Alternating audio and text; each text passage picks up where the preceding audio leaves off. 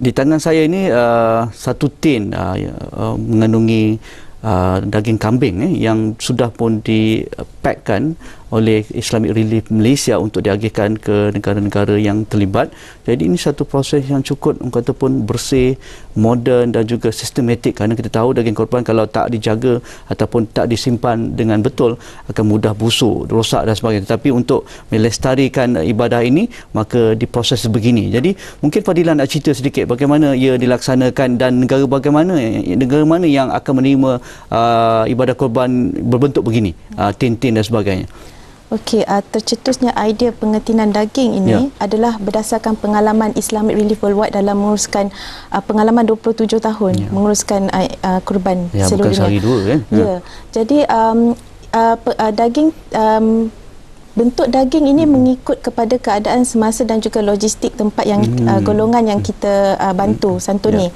Jadi untuk kes daging dalam tin ni ada beberapa buah negara lah saya boleh sebut di sini, contohnya di Palestin tebing barat, Iraq, Lebanon dan juga Jordan.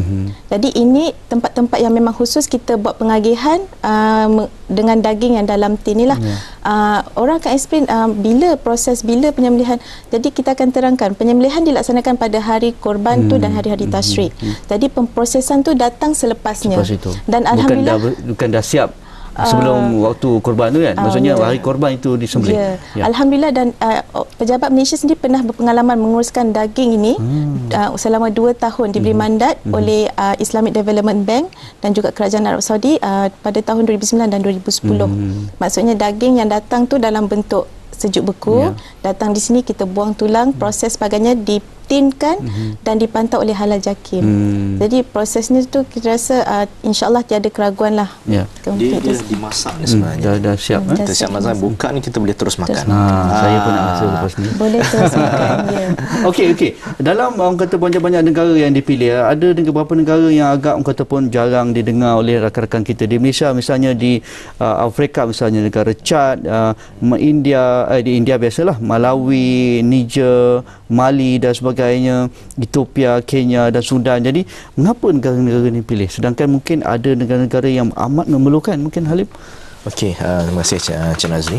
Jadi ingin saya tekankan di sini, maknanya kita bila pengagihan tu kita buat, kita telah membuat assessment, penilaian untuk negara-negara ini. Jadi negara yang kita pilih sebenarnya memang negara yang memang sangat-sangat memerlukan. Mungkin untuk rakyat Malaysia mungkin kita tak biasa dengar Mali, kan, Malawi, Niger. Tapi cuba selepas ini kita buka balik Google tentang negara ni, kan. Kemungkinan yang mereka negara ini bukan negara Islam, kan, macam kita ini, tetapi rakyat ramai ni kalau mereka Islam, penduduk Islam mereka tu kan sangat-sangat memerlukan. Jadi sebab tu saya mengajak masyarakat Malaysia korbanlah kan di negara-negara ini, sebab mereka pun sangat-sangat memerlukan. Kan? Satu lagi saya nak pastikan, mengapa ada perbezaan jumlah korban bagi negara-negara, misalnya di Chad misalnya RM250, satu bahagian di Bangladesh RM350, Malaysia RM420, Mekah RM450, Bosnia RM550. Mungkin dari sudut logistik jauh daripada negara kita atau bagaimana, Fadilah? Sebenarnya harga berbeza-beza mengikut negara adalah disebabkan beberapa faktor lah. Satu, kesediaan stok, logistik yang peranan juga, dan juga jenis daging. Mengikut negara berbeza. Ada yang di negara-negara tak makan lembu, dia makan kambing. Jadi itu yang memainkan faktor penting lah dalam pengurusan. Dan saya nak tambah juga poin Brother Halim tadi, walaupun Chad, Malawi ni negara-negara yang jarang didengar, tapi alhamdulillah atas mungkin faktor harga yang agak murah, sambutan melaksanakan ibadah kurban di kalangan rakyat Malaysia tu tinggilah. So tiada masalah di situ, alhamdulillah. Dan untuk korban satu bahagian di Palestin, Gaza, RM1,100. Jadi mungkin ini yang paling tinggi jumlahnya, tetapi mungkin inilah antara negara yang begitu kata pun diperlukan oleh rakyat Islam di sana, umat Islam di sana, dengan kepungan dan sebagainya. Mungkin itu alasannya? Ya, itu memang alasan kenapa harga di Palestin, Gaza terlalu agak tinggilah berbanding dengan negara-negara lain. Dan ia juga adalah daging fresh yang segar. Kita buat penyembelihan dan kita agihkan. Dan alhamdulillah suka juga dinyatakan di sini bahawa antara organisasi yang menawarkan kurban di Palestin Gaza, Islamic Relief Malaysia adalah yang terendah lah, 1,100 setakat ini. Dan saya juga nak tekankan juga beberapa negara yang saya rasa ada keperluan mendesak untuk masyarakat di luar sana melaksanakan kurban pada tahun ini, seperti Afrika Timur, di Ethiopia, Kenya dan Somalia. So memandangkan mereka terjejas teruk akibat kemarau panjang. Jadi saya nak menyerulah agar mereka melaksanakan kurban di negara-negara seperti ini. Itu ibadah kurban. Saya nak melangkaui sedikit ibadah kurban.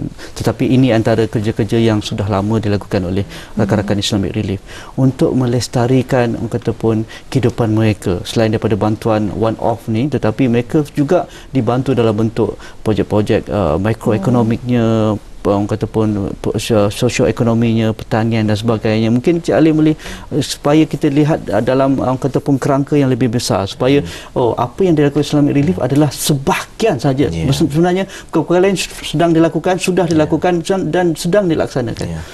Okey, terima kasih Cik Nazri. Jadi seperti yang Cik Nazri sebut tadi, program kurban ni adalah program bermusim kami, ya. So setahun sekali. Tetapi selain daripada program bermusim ni, kita ada program-program yang lain, ya. Yang program yang kita fikir untuk sustainable, kelestarian kan. So kita ada program on food solutions, ya. Kita ada program on education solutions, ya. Kita ada program untuk dia punya shelter solutions. Ya. Dari sudut keluarga hinggalah komuniti, ya. Jadi kita memang kita nak memastikan maknanya mereka ni bukan kita buat touch and go. Ya. Kalau kita buat touch and go ni selama menerima saja. Selama tu mereka akan miskin. Terperangkap dalam tu. Terperangkap. Jadi kita nak mereka keluar dari paradigma tu, ya. Mereka berkembang dan kemudian kita boleh bertumpu pada kampung yang lain pula. Dan mereka yang telah dibantu ni, dia pula bantu kita. Ini benda ni berjalan sebenarnya. Dan alhamdulillah ada punya kita telah menghasilkan mereka yang dulu kita bantu, sekarang mereka membantu pula. Alhamdulillah. Jadi memang itu kita ada package kita yang itu boleh layari kita punya website, ya, dan juga website Islamic Relief Worldwide kita untuk program-program dalam negara dan luar negara. Itu mungkin kata-kata terakhir Saudara Halim dan juga Fadila. Anda boleh mendapatkan maklumat terus di laman web Islamic Relief Malaysia ataupun Islamic Relief Worldwide. Di sana ada pelbagai fakta dan juga informasi tentang ibadah kurban ni dan juga perkara yang melibatkan kerja-kerja sukarelawan dan juga orang kata pun kemanusiaan. Jadi terima kasih kepada Halim dan juga Fadila. InsyaAllah mungkin saya akan terlibat dengan proses pengagihan misalnya suatu hari nanti. Terima kasih kepada mereka dan juga kepada anda. Hantarkan ke email kami, ke Twitter dan juga Facebook Esra ni jika ada sebarang pandangan dan juga kemusykilan yang mungkin boleh ajukan kepada mereka berdua. Kita jumpa lagi dalam edisi yang lain pula. Assalamualaikum. Terima kasih.